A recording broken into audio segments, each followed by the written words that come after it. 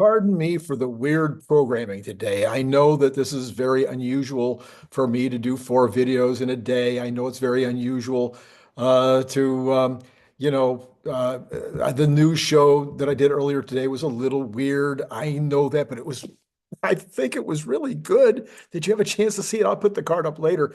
Anyway, there's one piece of news here, and then I want to get into talking about the margins, talking about how we're going to beat on the margins per Brian Wang, and he gave you the fact that he believes that they will beat, but he didn't give you the details. I threw these details past him, and he's 100% on board with me. So I'll give you these details in a few minutes of why I think, and he thinks, we're going to have a beat on the margins come January 22nd. But first, this little short piece of news from the Jeff Lutz, a regular on the show, of course. Elon Musk's proximity to government decision-making has been inevitable for some time and directly proportionate to the convergence of technology nearing readiness. This is important. The technology is nearing readiness. Regulatory and societal impacts would become critical path if not properly steered, using a specific word there. He says, think, number one, the country needs to be fiscally solvent or none of this matters. And there you have Doge, okay? Number two, deregulate in order to enable and speed, also get to cost and safety. All that stuff needs to be handled. Number three, federal vehicle autonomy standard instead of 50 different states with all kinds of weird standards. Number four, AI regulatory safety framework. Number five, humanoid bot regulatory and societal impact as labor. GDP is going to get disrupted. And number six, SpaceX regulatory needs to be ahead of their ability to produce and launch rockets rather than taking longer to fill out the forms than it does to build one. Anyway, these are all areas of government that, once addressed, will benefit any company building products in these categories, but also, of course, Tesla. All right, so the biggest question that's going to be coming up on the P&L is going to be about margins. Yes, there'll be a tremendous amount of concern or interest in terms of what Elon's attitude is going to be. But based on the last couple of days where he's talking about robotaxi is coming a lot sooner than you think and how great the version 13.2.2 is, I think he's going to be in a very, very good mood. We may get a lot of news on the 22nd that might move the stock, but the biggest normal kind of stuff that we expect on that day is the total units that are sold, and then what are the margins on those units? What's the average selling price, and what are the margins?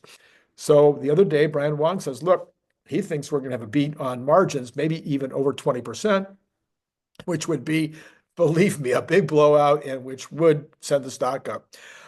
So let's take a look at it here.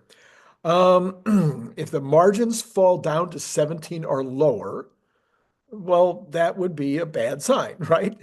But if they climb above 20, well, that would be a very good. In fact, if they are above 18 or 19, it'll be great. But if they're above 20, it'll be amazing. So what are the pluses and minuses that might impact those margins coming up?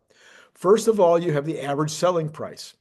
The average selling price is an important part of the margin. So, for instance, for those of you who don't play around with margins that much, I mean, if your cost stays the same and you sell the vehicle for more, your margin goes up, right? If the cost stays the same and the price of the car, the retail comes down, then your margins go down. So we do need to know what the average selling price is, ASP.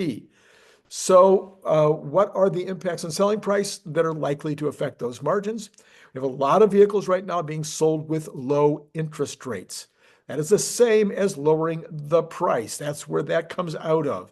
So if it costs Tesla a couple of grand to buy down that interest rate, that comes right off the top line. It isn't added to the cost of goods. The place you're going to find it is reducing the retail.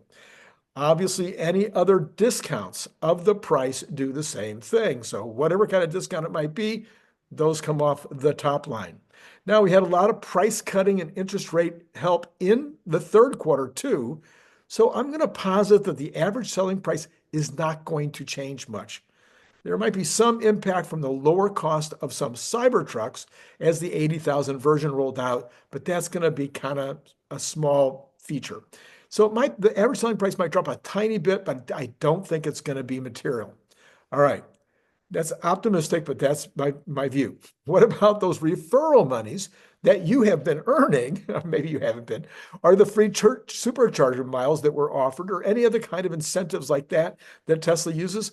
Those don't come out of the top line. Probably, I'm almost 100% certain they will not come out of the top line. They are not added to the cost of goods sold. Those are going to come out of the marketing department. And so those are going to be an overhead factor, and they're not going to be at all involved in the margin issue. All right, then we get to the actual cost of goods part of the equation. We saw costs coming down in Q3 due to the cutbacks in Q1 and Q2. They had those 15%, 16%, whatever it was, cutbacks. Some of those were overhead, but some of those were in labor.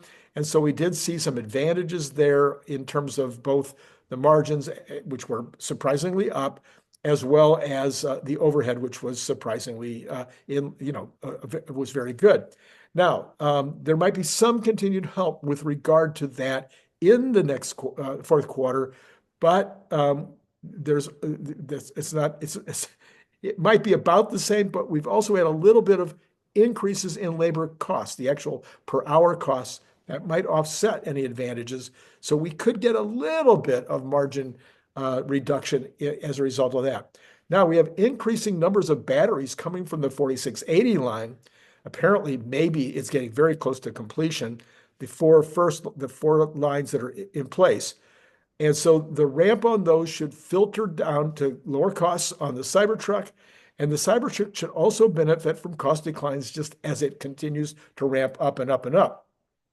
Now, we heard that the Cybertruck was profitable a couple of months ago, but that doesn't mean it wasn't still a negative contribution when it comes to overall margins. So maybe this quarter will actually see not only that it's profitable, but that it is equal to or roughly within the range of the normal margins of the rest of the cars. So that would be a very big help. That would be something that would be material.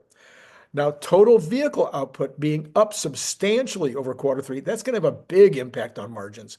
And it could be the thing that pushes the number over 20%. You also have the continuing improvements from any benefits of the batteries being at rock bottom prices right now and lithium being at rock bottom prices. So that is going to be a major impact. There could be other materials that I have no idea, nobody's talking about. There could be other materials that may be up or down, but in general, commodities are very, very low right now across the board. And then we've got Jeff Lutz. He estimates that there's an incremental ongoing improvement that that subtracts about 2% per quarter from cost of goods sold. So if that's ongoing, if that is continued to be true, and there's no reason to believe that it wouldn't be, then that should also help us to get to that 20%. All right, all product lines should have been at full ramp.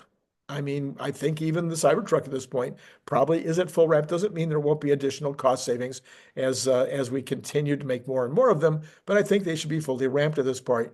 All the Model 3, improvements, that's fully ramped. I mean, I don't think we have any place where we're not seeing everything at fully ramped. Now, coming Q1, there might be issues with the Juniper ramping, and then the Model Q, whenever that comes out, we'll see some, but none of that's going to impact this quarter. Now, that's where you have it. So those are the various issues that are coming along that I think are going to be important in the fourth quarter as we look at what the margins turn out to be. I've already talked about some of the other things in other videos, but we do have substantially more savings coming in from the IRA on the batteries because we get more of the 4680 batteries coming in. So the IRA is going to impact that. There's a very good chance that we're going to have a greater uptake on the FSD, more people taking it. So that is going to increase the price of the cars. And so that will have an impact. And there's also, I would say, a very high likelihood that Tesla is going to be claiming a higher percentage of that in terms of profit, in terms of, top line. So let's say when it was only 50%, when FSD was only 50% complete, they were taking 50% and putting it into the profit, and 50% was going into reserve. Then when it's 70%, et cetera, et cetera. I'm going to think that they're going to be thinking that it's almost 100% and maybe is 100% or very near 100% right now. And so there will not only be picking up some profit from prior quarters, prior years and years and years that they've been hoarding that money. You have no choice because they hadn't sold the entire product. Not only will there be a one-time deal, but there's also going to be this quarter will be a higher percentage of that being taken on the cars that are happening. So higher uptake, higher percentage. Both of those can have a very important impact on the price, on the final margins. So all of that is going to be playing in. All right, so there it is. Let me know in the comments below. Did I miss something? Is there something else that may impact margins either positively or negatively? Again, I threw this past Brian. He went over the list and seemed to think that it was neither too few or too many. Anyway, if you haven't liked the content today, please hit the like button if you would and notify all that stuff. Listen, I know you're probably busy. You might even be traveling. You're watching the football games today, the college football games, and I know there's lots to do. You probably don't have time to spend 3 hours watching my videos today, but I want to tell you, the first video this morning with Brian did extremely well, but then the next one that was with Phil Beisel. Listen, that's an amazing video. You definitely should go back and take a look at that. He has taken a look at he knows about manufacturing because he's been with other manufacturers, and so I really encourage you to definitely watch that video.